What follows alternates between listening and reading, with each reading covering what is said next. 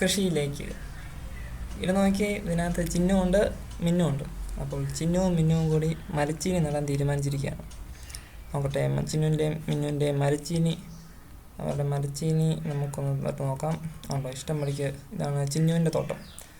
ചിഹ്നുവിൻ്റെ തോട്ടത്തിനകത്ത് എന്തൊക്കെ കാര്യങ്ങളുണ്ടോ? കുറേ ഇഷ്ടം പഠിക്ക് മരച്ചീനിയുണ്ട്. നമുക്ക് വേണമെങ്കിൽ എണ്ണി നോക്കാം ഇതിനകത്ത് എന്തോരമുണ്ടെന്ന്. ഉണ്ടോ? ഇതിനകത്ത് 3 വരി മൊത്തത്തിൽ നമുക്ക് കാണാം. 4 വരിയുണ്ട്. 1, 2, 3, 4. ഇതിനകത്ത് ആദ്യത്തെ വരിയിൽ 1, 2, 3, 4, 5, 6, 7, 8, 9, 10. അങ്ങനെ ഇതിനകത്തും ഈ 3 വരി 10. ഇവിടെ മാത്രം 4. അപ്പം ചിഹ്നുവിൻ്റെ തോട്ടത്തിലാകെ എത്ര എണ്ണമുണ്ട്? 10, 10, 10, 10, 10, 20, 10, 30, 4, 34. കേട്ടോ, ചിഹ്നുവിൻ്റെ തോട്ടത്തിൽ 34 കപ്പയുടെ ചോടുണ്ട്, മരച്ചീനി ചോടുണ്ട്. ഇനി അടുത്ത് നമുക്ക് മിന്നുവിൻ്റെ തോട്ടം നോക്കാം. മിന്നുവിൻ്റെ തോട്ടത്തിനകത്ത് എത്ര കമ്പ് മിന്നു നട്ടു നോക്കാം. മിന്നുവിൻ്റെ തോട്ടത്തിനകത്ത് 1, 2, 3, 4, 5, 6, 7, 8, 9, 10. 10ൻ്റെ 2 ലൈനുണ്ട്. അപ്പം 10, 10, 20, 1, 2, 3, 4, 5, 6, 7, 8, 20, 28. അപ്പം നമുക്ക് നോക്കാം ചിഹ്നു എത്ര നട്ടെന്നാണ് ഇവിടെ എഴുതേണ്ടത്. ചിഹ്നു ഇവിടെ എത്ര നട്ടു?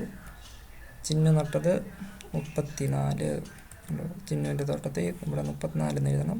മിന്നു നട്ടത് 20, 8, 28. അപ്പോൾ ആരാണ് കൂടുതൽ നട്ടത്? മിന്നുവാണോ ചിഹ്നുവാണോ? ചിഹ്നു. എത്ര കൂടുതൽ? അപ്പോൾ നമ്മൾ 34-ൽ നിന്നും 28 കുറയ്ക്കണം. അതെത്ര എണ്ണം? 34-ൽ നിന്ന് 28 കുറയ്ക്കണം. അപ്പോൾ അത് കുറച്ച് കിട്ടുമ്പോഴത്തേനും 34-ൽ നിന്ന് 28. നമുക്ക് 28 മൊത്തം കുറയ്ക്കാൻ പാടായിരിക്കും. അപ്പം നമുക്ക് 34-ൽ നിന്ന് 20 കുറയ്ക്കുമ്പോഴത്തേനും 34, 24, 14 കിട്ടും. 14-ൽ നിന്ന് 8 കുറയ്ക്കുമ്പോഴത്തേനും 14-ൽ നിന്ന് 4 കുറച്ചാൽ 10, 8 കുറച്ച് കഴിഞ്ഞാൽ അതിനകത്ത് പിന്നെ 4 കുറച്ച് കഴിഞ്ഞാൽ 6 കിട്ടും കേട്ടോ. അപ്പോൾ നമുക്കത് കഴിഞ്ഞിട്ട് അടുത്തതാകെ ഇതിന് നമുക്ക് ആകെ 2 എണ്ണം കൂടെ ഈ 34-ഉം 28-ഉം കൂടെ നമുക്ക് കൂട്ടാൻ പോവാണ്. അപ്പോൾ ആദ്യം 10 വീതമുള്ള വരികൾ കൂട്ടി നോക്കാം. ഇത് 2 രീതിയിൽ നോക്കാം. ഇതാദ്യം നമുക്ക് 10 വീതമുള്ള വരികൾ കൂട്ടി നോക്കും. 1, 2, 3, 3 10ആയി. ഇവിടെ 2 10ഉണ്ട്. അപ്പം 3 10, 30, 20 കൂടെ 50ആയി. ബാക്കിയുള്ള 4ഉം 8ഉം കൂടെ ചേരുമ്പോഴത്തേനും 12. അപ്പോൾ 50ഉം 12ഉം കൂട്ടിയാൽ 50ഉം 10ഉം 2, അങ്ങനെ 62. വേറൊരു രീതിയുണ്ട്. നമുക്ക് ആദ്യമേ ചെറുത് 4ഉം 8ഉം കൂടെ കൂട്ടി, അപ്പോൾ അങ്ങനെ 12 കിട്ടി. 10 കൂട്ടിയാൽ 30ഉം 20ഉം കൂട്ടിയാൽ 50, 50ഉം 12ഉം കൂടെ കൂട്ടുമ്പം 62. അങ്ങനെ മാസങ്ങൾ കഴിഞ്ഞ് മരച്ചീനി പാകമായി. ചിഹ്നു 7 മരച്ചീനി പിഴുതെടുത്തു. ധാരാളം കിഴങ്ങുകൾ വയറ് നിറയെ കഴിച്ചു. ബാക്കി കൂട്ടുകാർക്കും കൊടുത്തു. ബാക്കിയുള്ള മരച്ചീനി പിഴുതെടുത്ത് ചന്തയിൽ വിൽക്കാനായി എത്ര എണ്ണം ബാക്കിയുണ്ട്?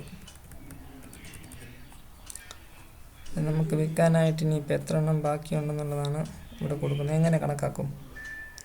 34-ൽ നിന്ന് 7 കുറയ്ക്കണം. 34-ൽ നിന്ന് ആദ്യം 4 കുറയ്ക്കുന്നു. അപ്പം 30 കിട്ടും. പിന്നെ 30-ൽ നിന്ന് 3 കുറയ്ക്കുമ്പോഴത്തേനും കൂടെ കുറച്ചാൽ മതിയല്ലോ. 30-ൽ നിന്ന് 3 കുറയ്ക്കുമ്പോൾ 27 കിട്ടും. അപ്പോൾ 34-ൽ നിന്ന് 7 കുറയ്ക്കുമ്പം 27 കിട്ടും. വേറെ അടുത്ത ചോദ്യം, മിന്നു 28 മരച്ചീനിയിൽ നിന്ന് 9 എണ്ണമാണ് വീട്ടാവശ്യത്തിന് ഉപയോഗിച്ചത്. ബാക്കി ചന്തയിൽ വിറ്റു. എങ്കിൽ വിറ്റതിൻ്റെ എണ്ണം എത്ര? അപ്പം 28-ൽ നിന്ന് 9 കുറയ്ക്കണം. 28-ൽ നിന്ന് 10 കുറച്ചാൽ നമുക്ക് 18 കിട്ടും. അതിൻ്റെ കൂടെ ഒന്നും കൂടെ 9 കുറച്ചുള്ളൂ. 1 കൂട്ടിയാൽ മതി.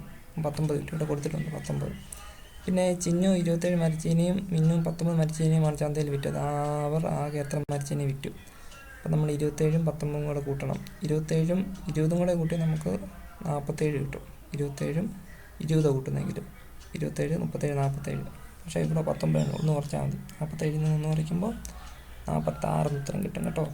ഓക്കെ.